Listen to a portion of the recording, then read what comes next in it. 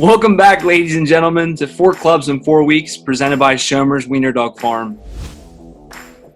Today, we roll the scroll and talk about the 2020 Pentateuchs team. I have with me the GM for the Jaywalkers, Trevor Mason. I have the general manager for the Slingshots, Andrew Leaches. And then, as always, we have first-round pick Merle Schomer from the Harpers.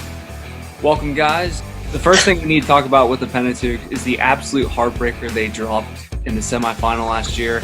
They were up 8-3, bottom of the fourth, 2 outs away from the title series, and they gave up 6 runs to an older Harpers team. Trevor, you were there at that game. You commentated that game. What killed the Teuchs the most? What caused them to have an epic, monumental collapse? I think the thing that made him collapse the most was the errors. It was like a snowball effect of one error, then after another, there was another error, to a drop fly ball, to a ground ball between the legs. It was just error after error, just made him really fall apart during the whole game. Yeah, unfortunately, I was in that game. I played for the Teuchs last year, and I'm playing for the Teuchs this year as well. And I can say, being in that game, playing in that game, after every error we would make, you could just feel the pressure and the tension just completely start suffocating you. And it's probably the worst loss in my life, counting high school sports, counting cornhole, counting ping pong, whatever you want to say, video games. That game was the worst loss of my entire life, and it still stings to this day. So I spoke with general manager Chase Pritz during the draft, and he told me that the biggest thing that the Teuchs were focusing on going into the draft and in the offseason was building their fielding.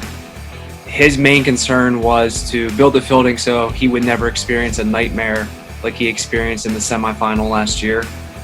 Who do you think was the biggest acquisition for the Teuchs in the offseason, whether it be in free agency or the draft? I think what picking up Anthony in the offseason definitely helped him out at first base, and otherwise the fielding in general there. So, they got some key players, but we'll see. I think it's going to be seeing if Brandon McCormick can bring to the table, what we've heard from him. Merle, who do you think was the biggest acquisition for this team? I'm going to go with Andrew's second approach there. It was definitely Anthony Lowry having a struggle and consistent batting. And then, some games they were having amazing offense, and then other games it was just dead and couldn't get it going. So I think picking up Anthony Lowry will solidify their game there if he can get back to his great batting average that he had at the beginning of the year last year.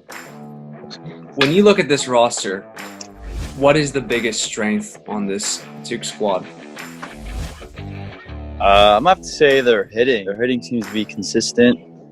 They got pretty decent pitching, but they don't have a lot of pitchers. They got James Yezik, who's probably the most hated pitcher in the league right now. But they don't have much of a bullpen, maybe him and Jim Mason. The fielding is kind of solid. Anthony Lowry, a solid first baseman. But I think their hitting is probably going to be their strong point this year. So I think that's probably what their strong point is going to be, as far as hitting. Where would you rank the Teuchs bullpen? How would you handle that rotation? Well, James, I would personally rank them 1 or 2. They're definitely up there. I think they got, one of the strongest bullpens with you yourself. Got a nasty magic noodle there. Nasty pitch arm. And also, Trevor's dad coming in here. Oh, Jim Mason. What a pitcher. I personally faced him a couple times last year. And let me tell you, he has a pretty good pitch. They definitely got some good pitchers.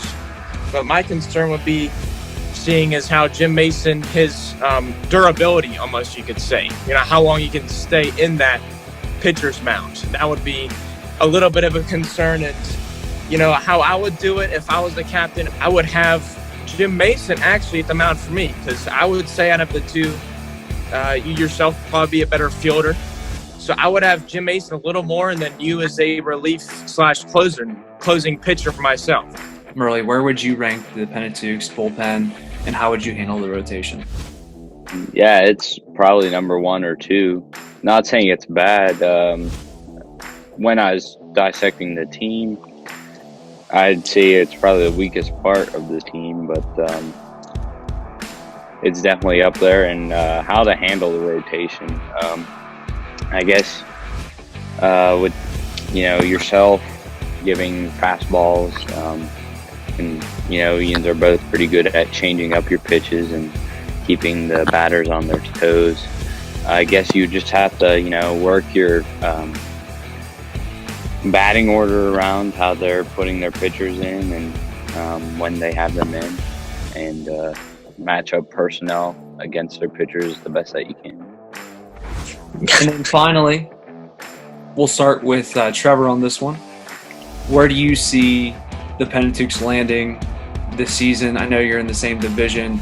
If you could just take yourself out of the equation, where would you have them finish in the regular season?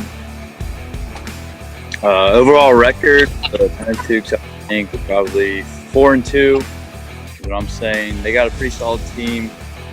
I feel like they'd make it to the playoffs pretty easily, but I feel like they would have a challenge in the playoff. Not knowing who is going to be in there, but I feel like it's going to be competitive when playoff time comes around. But I feel like they can ease into the playoff spot pretty easily. So 4-2 is what I'm going with for the final record. Andrew, how do you have the Pentateuchs finishing out the regular season? Well, I would have to. I'm going to stick with my original guns here. I would agree with Trevor. I think they're going 4-2 there, James. I think they're going to win their division. No disrespect against the Jaywalkers, another good team, but I think the Pentateuchs going 4-2 going to be winning the division in the playoffs, and that's where I have them, James. And we'll see what happens in the playoffs. It's a completely different, time. The teams, they're charged up, they're in there, but we'll see. I think they're going to do good in the season. Hurley, how do you feel about the Pentateuchs this season? Same with the other two GMs here. Definitely 4-2. Very solid team all around. Not very many weak points. There's other solid teams, but I feel like they're most solid, and I could see them, number one overall seed, not having to play wild card this year. You guys seem to be agreeing all on that they're going to be 4-2. Pretty much top of the league or in the top two spots. Pretty dominant team. Thank you guys for helping me analyze this Pentateuchs team. Opening day is just around the corner. It's only 2 weeks away. I hope you guys are geared up. Next week we have the Slingshots, and then we have our season preview show. So once again, thank you guys for joining me, and I will catch up with you next week for the Slingshots. Walk on.